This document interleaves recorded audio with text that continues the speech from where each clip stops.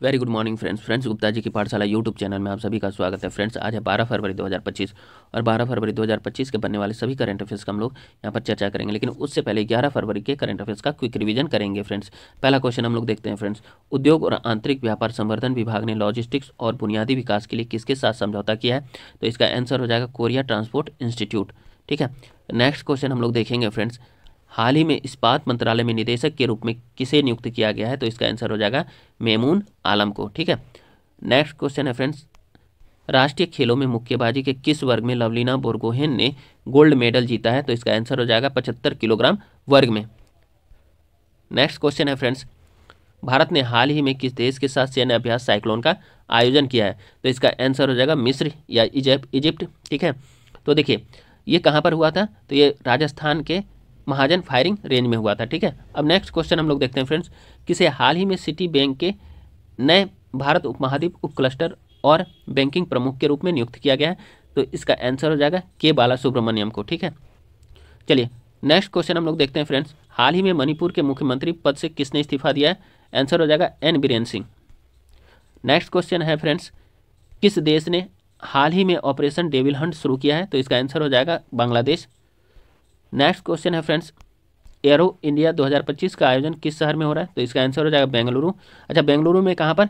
यलहंका सैन्य स्टेशन पर। ठीक है, नेक्स्ट क्वेश्चन है फ्रेंड्स, फरवरी 2025 में किस देश में आम चुनाव हो रहे हैं? तो उसका आंसर हो जाएगा फ्रेंड्स इक्वाडोर। नेक्स्ट क्वेश्चन है फ्रेंड्स, किस देश ने हाल ही में अंतर्राष्ट्रीय अपराध न्यायालय यानी आईसीसी पर प्रतिबंध लगाने के लिए एक कार्यकारी आदेश जारी किया है? तो इसका आंसर हो जाएगा संयुक्त राज्य अमेरिका यानी कि United state of America. Next question है फ्रेंड्स, आईसीसी चैंपियंस ट्रॉफी 2025 का आधिकारिक गाना क्या है? तो इसका आंसर हो जाएगा जीतो बाजी यानी कि win the bat. Next question है फ्रेंड्स, टाइफाइड को पूरी तरह से खत्म करने के लिए भारत ने हाल ही में दुनिया का पहला मिश्रित टीका तैयार किया है। इस टीके से किस तरह के संक्रमण से बचाव का दावा किया जा रहा है? तो इसका आंसर हो जाएगा ए और बी दोनों। तो ए में है सोलोमोनेला टाइफी और बी है सोलोमोनेला पैराटाइफी ए, यानी दोनों से बचा जा सकता है। ठीक है, अब हम लोग 12 फरवरी 2025 के करंट अफेयर्स की चर्चा करेंगे। फ्रेंड्स चलिए देखते हैं पहला क्वेश्चन। फ्रेंड्स व्यापक हस्तांतरण सूचकांक रिपोर्ट 13 फरवरी 2025 को किसके द्वारा जारी किया जाएगा? तो इसका आंसर हो जाएगा friends C number, professor SP Singh Baghel. चलिए इसका हम लोग डिटेल देखते हैं। फ्रेंड्स 13 फरवरी 2025 को पंचायती राज मंत्रालय और मत्स्य पालन पशुपालन और डेयरी मंत्रालय के राज्य मंत्री प्रोफेसर एसपी सिंह बघेल नई दिल्ली में व्यापक हस्तांतरण सूचकांक रिपोर्ट यानी कि डिवॉल्यूशन इंडेक्स रिपोर्ट जारी करेंगे। हस्तांतरण सूचकांक सहकारी संघवाद और स्थानीय स्वशासन को मजबूत करने के लिए कार्य करता है। इसका उद्देश्य प्रमुख उद्देश्यों पर ध्यान केंद्रित करते हुए राज्य में पंचायती राज संस्थानों को सशक्त बनाना है। ठीक है, बात हुई है यहाँ पर सूचकांक की, तो यहाँ भारत में जो सूचकांक जारी की जाती है तो उसका हम लोग कुछ सूचकांक का चर्चा करेंगे फ्रेंड्स क्विक रिवीजन में। ठीक है, चलिए नीति आयोग ने राजकोषीय स्वास्थ्य सूचकांक यानी FHI 2025 जारी किया। इस सूचकांक में ओडिशा पहले नंबर पर था, छत्तीसगढ़ दूसरे नंबर पर और गोवा तीसरे नंबर पर है।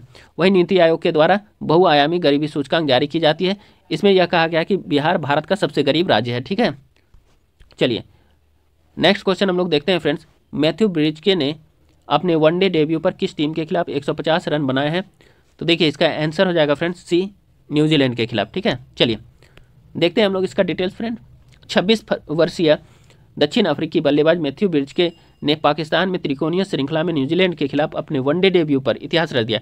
ब्रिजके वनडे डेब्यू पर 150 रन बनाने वाले पहले खिलाड़ी बन गए हैं और उन्होंने 148 गेंदों पर 150 रन की पारी खेली है। ठीक है, चलिए अब हम लोग नेक्स्ट क्वेश्चन देखते हैं। फ्रेंड्स भारत का पहला स्वदेशी स्वचालित बायोमेडिकल अपशिष्ट उपचार संयंत्र सृजनम किसने लॉन्च किया? तो इसका आंसर हो जाएगा friends B, doctor Jitendra Singh.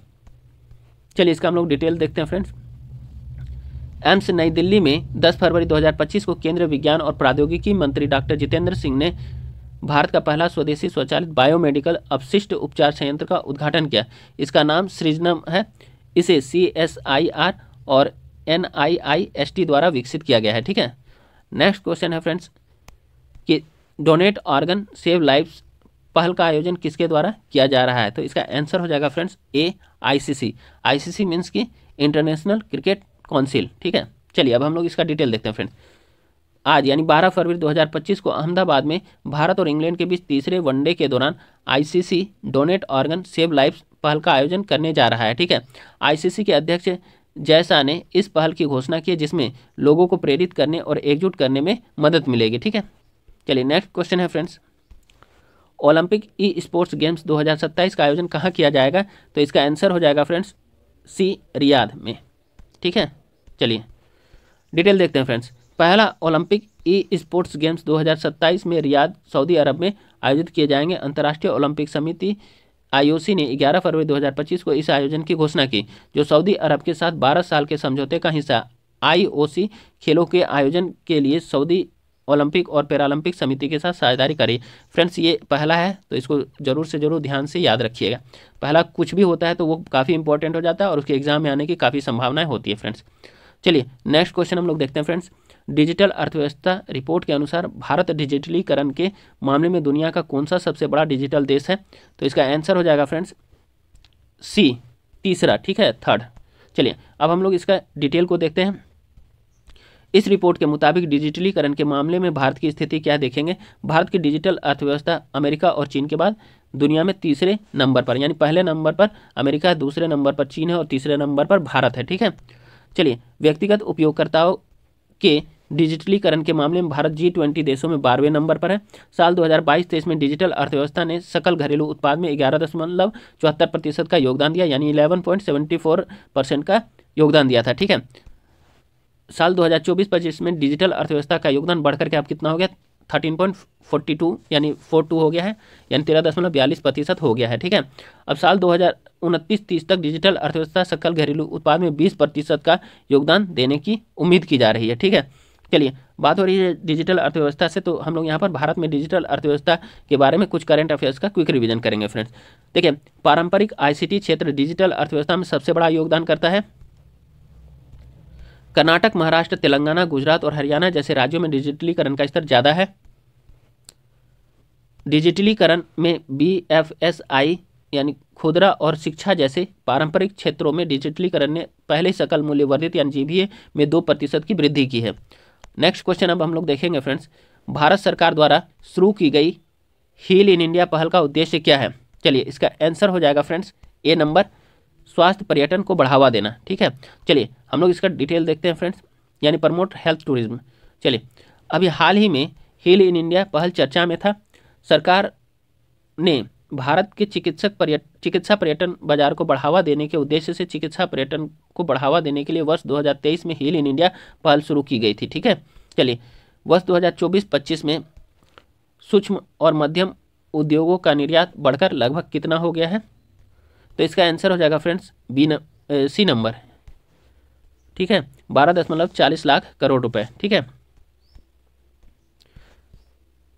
चलिए इसका हम लोग डिटेल देखते हैं फ्रेंड्स। वर्ष 2024-25 में सूक्ष्म लघु और मध्यम उद्यमों का निर्यात 12.39 लाख करोड़ रुपए हो गया है। यह साल 2020-21 के 3.95 लाख करोड़ रुपए से काफ़ी ज़्यादा है। ठीक है, इसके अलावा साल 2024-25 में निर्यात करने वाले MSME की संख्या भी बढ़कर के 1,73,350 हो गई है।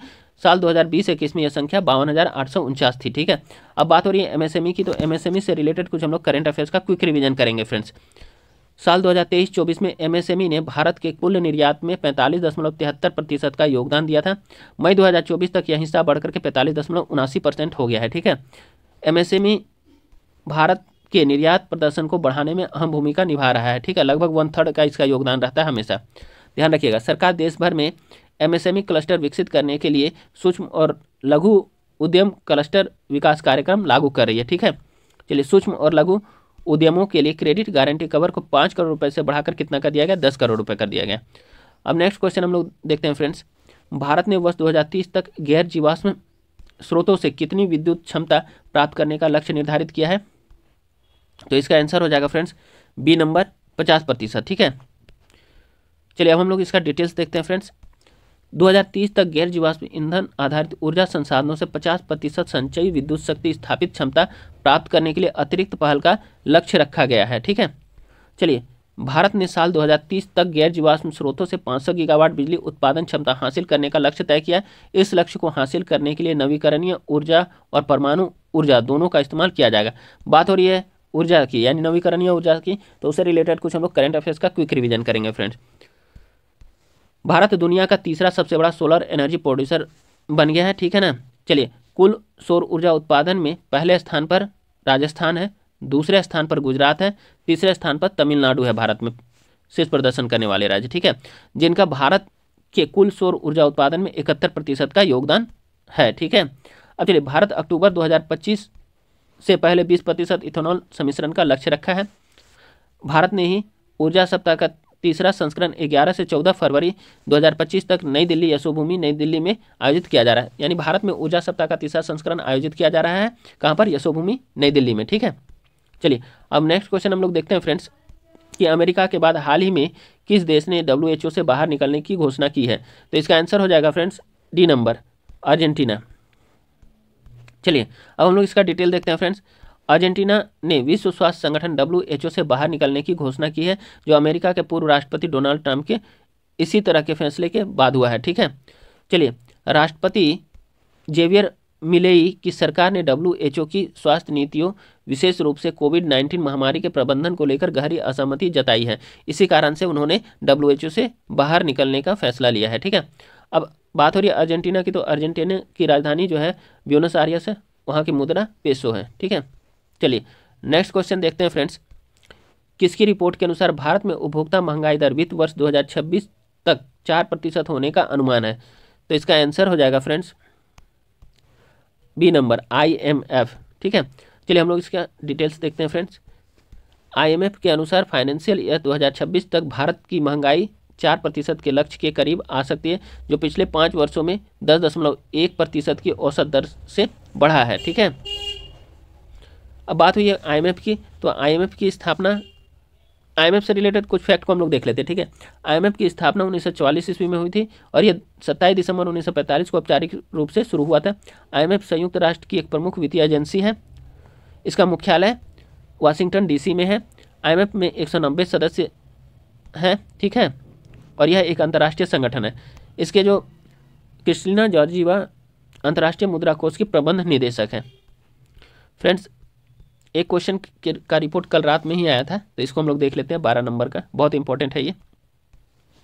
देखिए, 2025 में जारी की गई रिपोर्ट में भ्रष्टाचार धारणा सूचकांक यानी CPI 2024 में भारत की रैंकिंग क्या है? तो इसका आंसर हो जाएगा फ्रेंड्स डी नंबर, 96वां। देखिए, 2025 में जारी की गई है, लेकिन ये कब का है? 2024, एक साल पीछे वाला इसमें जारी किया जाता है, ध्यान रखिएगा। तो देख लीजिए, 2025 में जारी की गई रिपोर्ट में भ्रष्टाचार धारणा सूचकांक 2024 में भारत की रैंकिंग 96वीं है, ठीक है। चलिए, अब चलिए हम लोग इसका डिटेल देखते हैं फ्रेंड्स। CPI इंडेक्स या इसी को करप्शन परसेप्शन इंडेक्स या हिंदी में कह सकते हैं भ्रष्टाचार धारणा सूचकांक 2024 में 180 देशों की रैंकिंग में भारत 38 अंकों के साथ 96वें स्थान पर है। भारत का एक और पड़ोसी चीन 42 अंकों के साथ 76वें स्थान पर है, ठीक है। अब देखिए, पहला स्थान पर कौन है करप्शन परसेप्शन इंडेक्स में? तो डेनमार्क पहले स्थान पर है। देखिए, सबसे कम भ्रष्टाचार वाले देशों में डेनमार्क लगातार 7वें साल टॉप पर रहा, जिसने 90 अंक प्राप्त किए। उसके बाद दूसरे स्थान पर फिनलैंड रहा, जिसका अंक 88 है। तीसरे स्थान पर सिंगापुर है, जिसका अंक जो है 84 है, ठीक है। दुनिया के सबसे भ्रष्ट देशों की बात की जाए तो दुनिया के सबसे भ्रष्ट देशों की लिस्ट में दक्षिणी सूडान टॉप में है, टॉप से सबसे नीचे में है। उसका रैंक जो है 180वीं रैंक है। उसका सोमालिया है 179वें स्थान पर और वेनेजुएला 178वें स्थान पर है, ठीक है। भ्रष्टाचार बोध सूचकांक जो है ट्रांसपेरेंसी इंटरनेशनल द्वारा जारी की जाती है। फ्रेंड्स, आज का जो है करंट अफेयर्स का सेशन समाप्त होता है। फ्रेंड्स, आप लोग मेरे चैनल को लाइक, सब्सक्राइब, शेयर और कमेंट अवश्य करें। फ्रेंड्स, इस सेशन के बाद इवनिंग टाइम में आप लोगों को टेलीग्राम का एक लिंक मिलेगा कमेंट सेक्शन में, वहाँ पर जाकर के टेलीग्राम चैनल को आप लोग ज्वाइन करेंगे और वहाँ से आप लोग PDF प्राप्त कर सकते हैं डेली शाम में फ्री में, ठीक है। चलिए फ्रेंड्स, बहुत बहुत धन्यवाद। आप लोगों का दिन शुभ हो।